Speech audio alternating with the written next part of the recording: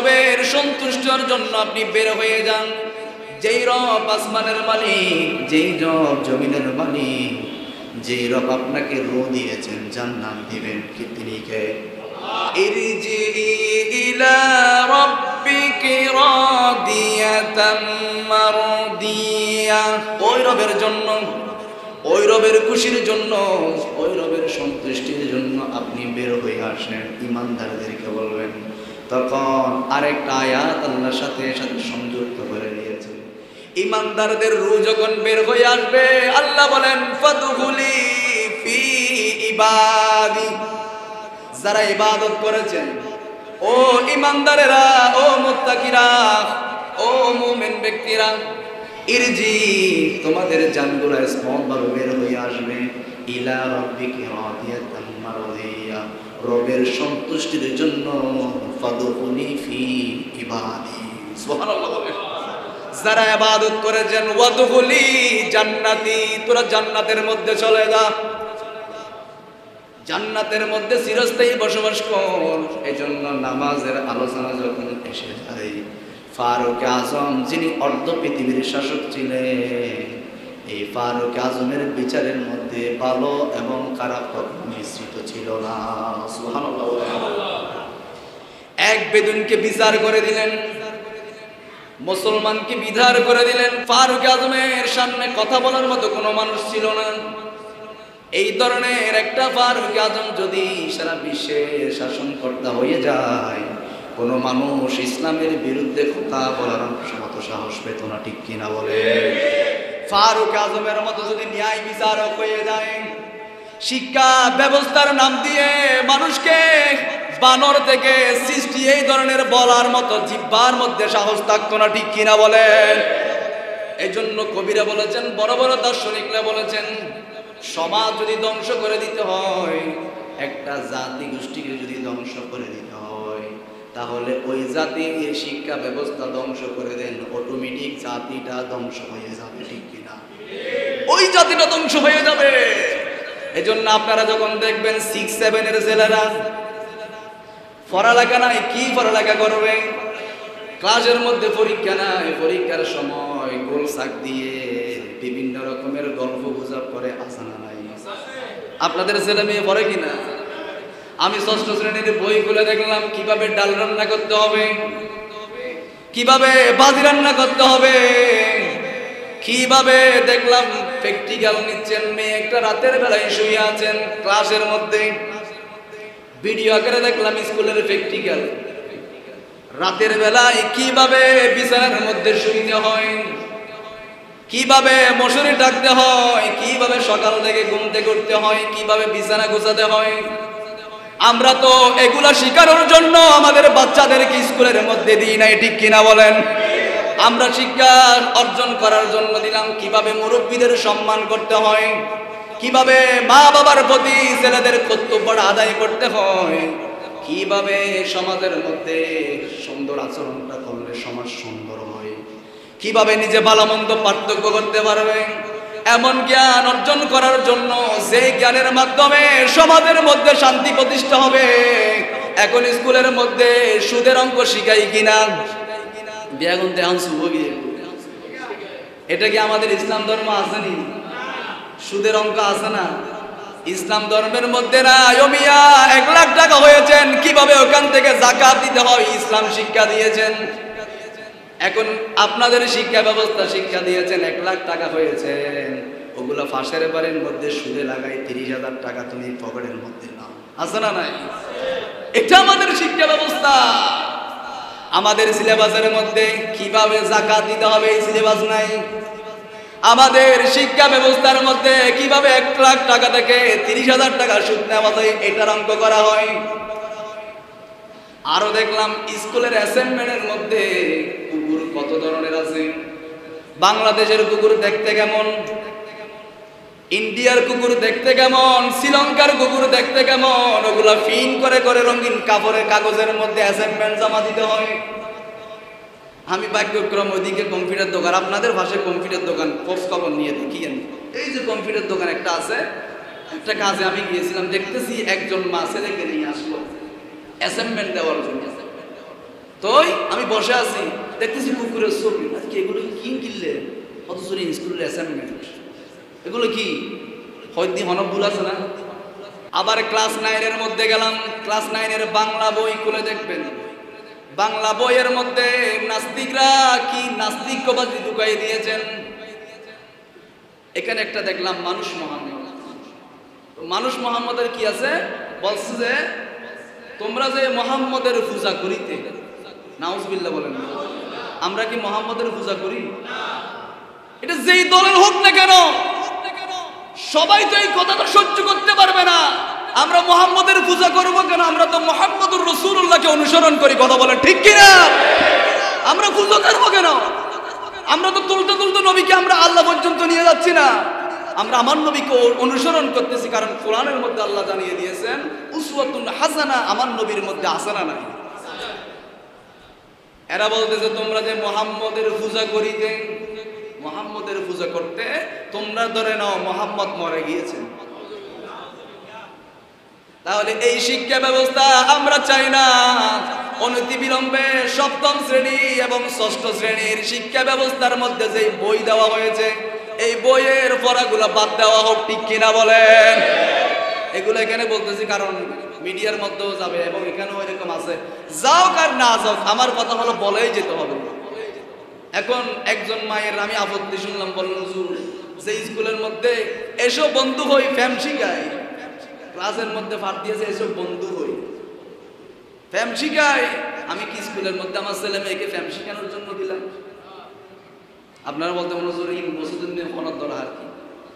মসজিদের মধ্যে শুক্রবারের মধ্যে জুমার আলোচনার বিষয় হলো পুরো সপ্তাহের মধ্যে সমাজের মধ্যে এলাকার মধ্যে রাষ্ট্রের মধ্যে যা হয় এগুলো বলার নাম হলো মসজিদের এই মিম্বর, ঠিক কিনা বলেন? আপনি বড় পরেশগার হুজুর ইনকিল্লাহ বলেন, আপনাকে ইমানদার বলা হয় না। তাহলে উনি বললেন ক্লাসে দিয়ে লাভ কি, এখানে কোনো পরীক্ষা নাই, যাদের ছেলে মেয়ে ষষ্ঠ শ্রেণী সপ্তম শ্রেণীতে পড়ছেন খবর নিয়ে দেখবেন পড়ালেখা বলতেই কিছু নেই।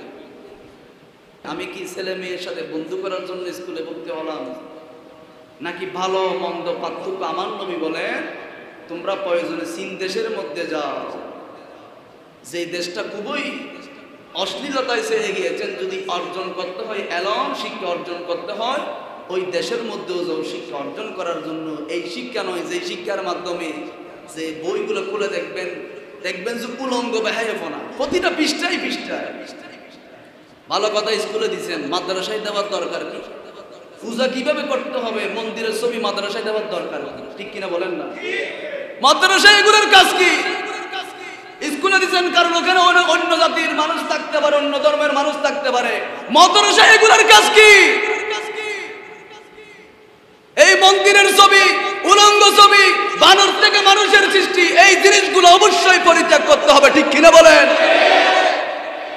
অনতিবিলম্বে আপনাদের পতন ফেরওয়ানের মতো হবে। আমি কিন্তু কাউকে বলছি না, এখানে আওয়ামী লীগ বিএনপি নাই, এখানে আমার শিক্ষা ব্যবস্থায় আপনি এই ধরনের ধ্বংস করতেছেন, আপনি 1000 কোটি বছর থাকেন, আপত্তি নাই, কিন্তু মানুষের মৌলিক অধিকারের মধ্যে শিক্ষা আছে না নাই? এটা নিয়ে সিনিমিনি কালার অধিকার কারণ নাই, ঠিক কিনা বলেন? অনতিবিলম্বে এই জিনিসগুলা পরিহার করে জানুয়ারি থেকে যখন ডিসেম্বর থেকে যখন শিক্ষা কার্যক্রম নতুনভাবে কারিকুলাম আসবে, অনতিবিলম্বে এই জিনিসগুলা বাদ দিয়ে, নতবা আপনাদের আহকামুল হাকিমিন বিচারক আছে না নাই? ক্ষমতা চিরস্থায়ী থাকে না, একজনের ক্ষমতা চিরস্থায়ী, বলেন তিনি কে? এজন্য আমি বলতেছিলাম ফারুক আজমের মতো একজন বিচারক পৃথিবীর মধ্যে যদি নিযুক্ত হয়ে যায়, ফারুক আজমের মতো শাসক যদি পৃথিবীর মধ্যে নিযুক্ত হয়ে যায়, তাহলে আমার ইসলাম ধর্মকে এত ধরনের কটূক্তি করার মতো কোনো মানুষ থাকতো না, ঠিক কিনা বলে? আজকে আমরা তো বিড়ালের বাচ্চার মতো হয়ে গেলাম। ও মিয়া, ফারুক আজমের জীবনটা একটা স্টাডি করে দেখেন, এটার মধ্যে আপনার জীবন পরিচালনার সব জিনিসগুলো আপনি পেয়ে যাবেন।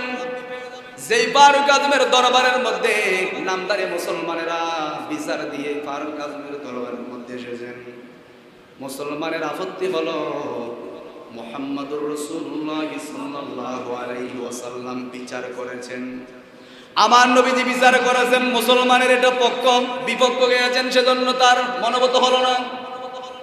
আমার নবীকে মানে নাই, ফারুক আজমের দরবারের মধ্যে গেলেন। ফারুক আজম জিজ্ঞেস করলেন, তুমি এর আগে কোথায় গিয়েছো? বললেন, আমি নবীজির কাছে গিয়েছি, নবীজি আমার পক্ষে বিচার দেয় নাই। বিচার যদি তার পক্ষে গেলে সেই মানবে, বিপক্ষে গেলে মানে না। এরকম মানুষ আছে না নাই? আমাদের সমাজেও আছে, অপরাধ করে, নিজের ছেলে অন্যায় করে, বাবা হয়ে সব অন্যায় গুলা মেনে নেয়, আছে না নাই? এই ধরনের জালেম গুলাকে কিয়ামতের ময়দানে জাহান্নামের মধ্যে আল্লাহ দিয়ে দিবেন।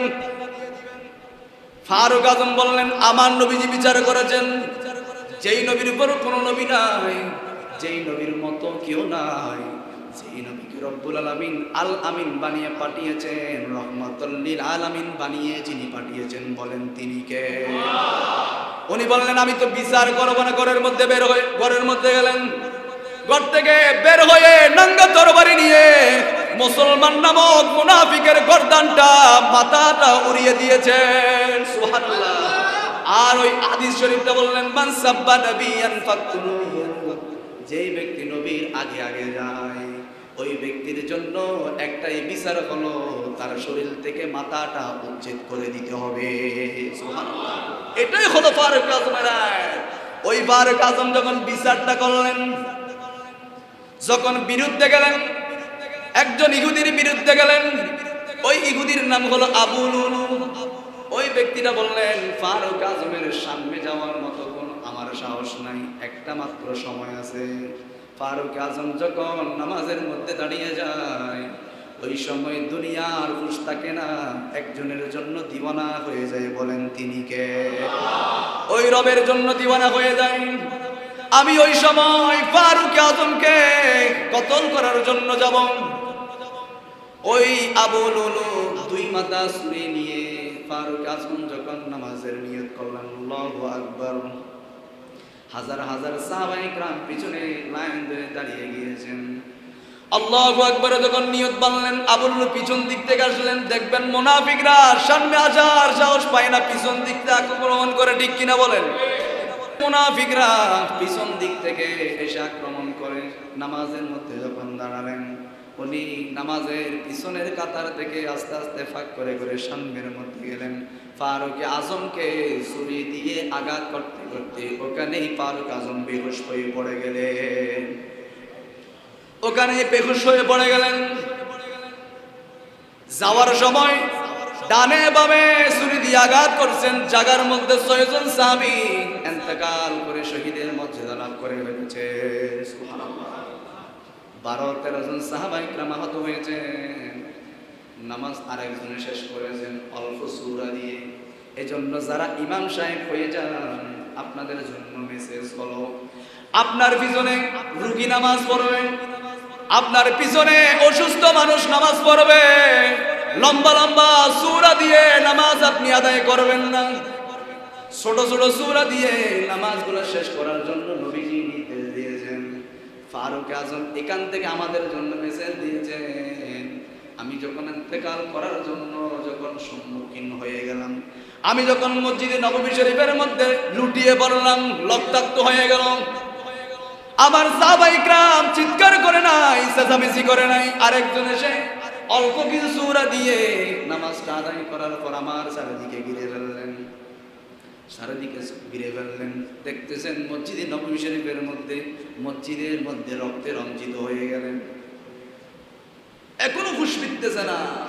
1 ঘন্টা যায়, 2 ঘন্টা যায়। যখন হুঁশটা ফিরে এসেছেন, সর্বপ্রথম একটা কথা ওনার মুখ দিয়ে জবান দিয়ে উচ্চারণ করেছেন, আসল্লান নাস, ও মানব জাতি, আমার নেতৃত্বে যেই নামাজটা আদায় হয়েছে, ওই নামাজটা কি তোমরা পড়েছো নাকি তোমরা পরিসমাপ্ত করে দিয়েছো? এটাই জিজ্ঞেস করেছে যে আমি যে নামাজের ইমামতি করলাম, যে আমাকে যখন ছুরি মেরেছেন, আমি তো জানি না তোমরা কি ঠিকভাবে নামাজটা পড়তে পেরেছো কিনা, নাকি আমাকে নিয়ে ব্যস্ত ছিলে, এই জিনিসটা আগে বলো, জোরে বলুন সুবহানাল্লাহ। উনি কিন্তু এটা বলেন আমার পরে আমিরুল মুমিনিন কে হবে, আমার পরে খলিফা কে নির্বাচিত হবে, আমার ছেলে কোথায়, আমার মেয়ে কোথায়, আমার স্ত্রী কোথায়, এই ধরনের কথা বলে নাই। উনি নবী সর্বপ্রথম একটা জিনিস বলেছেন, আসল্লান নাস, ও মানুষ জাতিরা। এই কথাটা নবীজি বিদায় হজের ভাষণের মধ্যে নবীজি জানিয়ে দিয়েছেন। আমার মা বোনরা যারা মাইকের মাধ্যমে আওয়াজগুলো শুনেন, কান খাড়া করে দিয়ে শুনেন। আমার নবীজি বললেন, মহিলাদেরকে আমি সেদিন জাহান্নামের মধ্যে বেশি দেখতে পেয়েছি।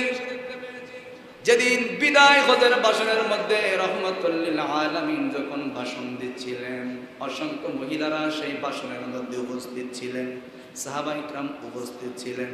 আমার নবী বললেন, ও মহিলারা, তোমরা অধিকাংশ মহিলারা জাহান্নামের মধ্যে যাবে, জাহান্নামে যাবে। মহিলারা জিজ্ঞাসা করলেন, নবীজি কেন জাহান্নামের মধ্যে যাবে? আমার নবী বললেন, দুইটা কারণে মহিলারা জাহান্নামের মধ্যে যাবে। প্রথম নম্বর কারণ হলো তারা স্বামীদের সাথে ভালো আচরণ করে না। আছে না নাই? এখন 3টার সময়, এশারের সময় আপনি রিক্সা চালিয়ে ঘরের মধ্যে গিয়েছেন, ফ্যাক্টরি থেকে কাজ করে গিয়েছেন, স্ত্রী থেকে স্টার জলসা জি বাংলা, বিভিন্ন ইন্ডিয়ান ফিল্ম দেখে বলেন আমার সিরিয়াল দেখতে হবে। আপনাকে যদি বাদ বেড়ে দিই, সিরিয়ালের বাকি অংশ চলে যাবে, আপনি নিজেই বেড়ে কান। আছে না নাই? আছে না নাই? না, অনারারে বেগম বালা মানুষ, ঠিক আছে, অনারারে বাড়ি বাড়ি হবে। যারা এই ধরনের করেন না তাদের কথা বলছি, যারা স্বামীর এতাত করেন না। অথচ আমার নবীজি বললেন, আমার উম্মতের মধ্যে যদি কোন ধরনের সিজদা করার যদি রেওয়াজটা যদি জারি থাকতো, আমি দুনিয়ার মহিলাদেরকে বলতাম তাদের স্বামীদেরকে দৈনিক সিজদা করার জন্য। সুবহানাল্লাহ বলে। স্বামীদের দাম কত বেশি! আমার নবী বললেন, দুনিয়ার মধ্যে যদি সিজদা দেওয়ার মতো যদি কোনো ধরনের কথা যদি চালু থাকতো, দুনিয়ার মহিলাদেরকে আমি নির্দেশ দিতাম তারা যাতে সকাল বিকাল তাদের স্বামীদের কদমের মধ্যে সিজদা দেয়। সুবহানাল্লাহ। কিন্তু এটা তো হারাম, দেওয়া যাবে না। আল্লাহ ব্যতীত কারো কাছে সিজদা দেওয়া যাবে না, কারো কাছে মাথা নত করা যাবে না। একমাত্র মুসলমানেরা একজনের কাছে মাথা নত করে, বলেন তিনি কে? এই জন্য মহিলারা যদি স্বামীর মহাব্বতটা যদি অন্তরে নেন, স্বামীকে যদি সেবা করেন, আমার নবী বলেন যে মহিলাটা জাহান্নামের মধ্যে যাবে, ওই মহিলার দোষের মধ্যে 1 নম্বর কারণ হলো স্বামীর প্রতি ভালোবাসা নাই, মহাব্বত নাই, এতাত নাই। 2 নম্বর কারণ হলো মহিলারা যারা রয়েছেন কথাই কথাই ছেলেদেরকে অভিশাপ দেয়। আছে না নাই? পুরো ঠাড়াল বড় ছেলে যখন অন্যায় করে অভিশাপ দেয়।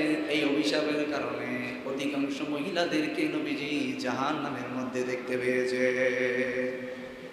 এজন্য কবরের আযাব থেকে যদি আপনি মাফ পেতে চান, বেঁচে যেতে চান, 5 ওয়াক্ত নামাজ পড়ে রব্বুল আলামিন কবরের আযাব থেকে আপনাকে রেহাই দান করবেন। তৃতীয় নম্বর হলো যারা 5 ওয়াক্ত নামাজ জামাতে আদায় করবেন, রব্বুল আলামিন কিয়ামতের ময়দানে যখন কেউ কারো আপন হবে না, ওইদিন ওই ব্যক্তিদেরকে, নামাজি ব্যক্তিদেরকে, ইমানদার ব্যক্তিদেরকে আল্লাহ ফেরেশতাদের মাধ্যমে সামনে থেকে ডান হাতে আমলনামা দান করবে, ডান হাতে আমলনামা দান করবে। 3 নম্বর হলো তারা যখন জান্নাতে যাবে, মহান রব তাদেরকে রবের কুদরতি চেহারাটা সেদিন প্রদর্শিত করবে। মালিক তুমি জান্নাতে, তোমার পাশে আমার একটা ঘর বানিয়ে দিও। সুবহানাল্লাহ। 4 নম্বর হলো যারা 5 ওয়াক্ত নামাজ পড়বে, নামাজের সাথে যাদের কানেকশন থাকবে, যারা ধৈর্যের মাধ্যমে যারা নামাজ আদায় করবে, ফুলসিরাতের ফুলের মধ্যে যখন যাবে, হাদিসের মধ্যে এসেছেন চুলের চাইতে চিকন, কুলের চাইতে দার। বেঈমানরা যখন ফুলসিরাতের পার যখন ফুল যখন পার হওয়ার জন্য যাবে, ওটার নিচে থাকবে জাহান্নাম। ওই যে ফুলসিরাতের ওই কুলের মতো দার জিনিসটার মধ্যে পা দেওয়ার সাথে সাথে 2 ফালা হয়ে জাহান্নামের মধ্যে পড়ে যাবে। আর ইমানদাররা যখন ফুলসিরাতের ওই ফুলের মধ্যে যখন যাবে, ইমানদাররা বিদ্যুতের গতিতে ফুলসিরাতের ফুলগুলো অতিক্রম করে ফেলবে, বিদ্যুতের গতিতে। আর যেটা বললাম ৫ম নম্বরের মধ্যে, যারা নামাজ পড়বে হক হালাল বেঁচে চলবে, যারা সত্যের উপর প্রতিষ্ঠা থাকবে, রব্বুল আলামিন কিয়ামতের ময়দানে কোনো হিসাব নিবে না, কোনো হিসাব, বিনা হিসাবে আপনাকে জান্নাত দান করবেন। সুবহানাল্লাহ। রোজে হাশরে আল্লাহ আমার করোনা বিচার, করোনা বিচার। কাজী নজরুল বলেছেন, আল্লাহ আমার বিচার করিয়েন না। আপনি যদি সত্যি সত্যি বিচার করেন, একটা নিঃশ্বাসের আমি হিসাব দিতে পারবো না, আমাকে বিনা হিসাবে আপনি জান্নাত দান করেন। এই জন্য আপনারা যদি কষ্ট পান, আমার করার কোনো কিছু নাই। যে আজকে যে কথাগুলো বললাম, যে শুধু নামাজ পড়ার নাম ইসলাম নয়, শুধু দাঁড়িয়ে রাখার নাম ইসলাম নয়, ইসলাম ওটাকে বলা হয় কমপ্লিট মানার নাম ইসলাম। কথা বলেন ঠিক কিনা?